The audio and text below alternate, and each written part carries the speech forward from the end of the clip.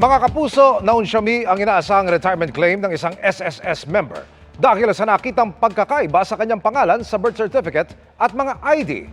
Ang solusyon sa problema, inalam ng inyong Kapuso Action Man. Taong 2021, tumuntong sa edad na 60 ang SSS member na si Armando. Pero ang inaasahan niyang retirement claim mula sa ahensya, hindi raw niya makuha dahil sa naging pagkakaiba sa kanyang pangalan. Sa halip kasi na Armando, Reynaldo ang nakasaad na first name sa kanyang birth certificate. Paano ho kaya nagkaroon ng discrepancy dito, sir? Yun pong hindi ko alam, sir. Aha. Hindi ko alam kung paano naging Reynaldo yung pangalan ko doon sa PSA. Gusto ko po sanang kunin ko na yung aking nahulog sa SS. Huli na raw nalaman ni Armando na iba ang nakaregistrong pangalan sa kanyang birth certificate. Kailan po kayo, sir, sumangguni sa SSS para idulog po sa kanila itong problema ninyo? Last year pa rin po, kaya lang po hindi na marami pong prosesyong hindi ko na po naasikaso. Sumangguni ang inyong Kapuso Action Man sa isang abogado. Mag-execute siya ng affidavit of one and the same person. So yung affidavit na ito ay sinasabi niya na ganito ang nakapangalan sa kanyang SSS details at ito naman yung official na nakapangalan sa kanya base sa kanyang birth certificate. Nilalaman din ng affidavit na yon na bagamat mayroong dalawang pangalan na magkaiba ay tumutukoy lamang ito sa iisang tao.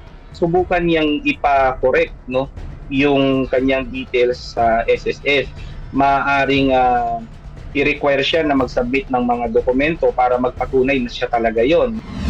Ayon naman sa SSS, kung anong mga ID na mayroon si Sir Armando bilang patunay ng kanyang pagiging Armando, sana ay dalhin niya sa SSS at mag-fill up lamang siya ng tinatawag naming member data change request form. Yun yung form to change member data. Pag nagtutugma ang lahat ng kanyang valid IDs, mas lumalakas ang kanyang kaso na maiayos natin yan sa record na SSS. lumabas sa record ng SSS na nasa 52 kontribusyon ang naihulog ni Armando sa ahensya na hindi umabot sa minimum na 120 contributions para makatanggap ng monthly pension. Pagtitiyak nila, Meron pa ring retirement benefit pero ito ay lump sum benefit na. sa ngayon ay naipasa na ni Armando ang lahat ng mga kailangan dokumento para maproseso ang pagbabago sa kanyang member data.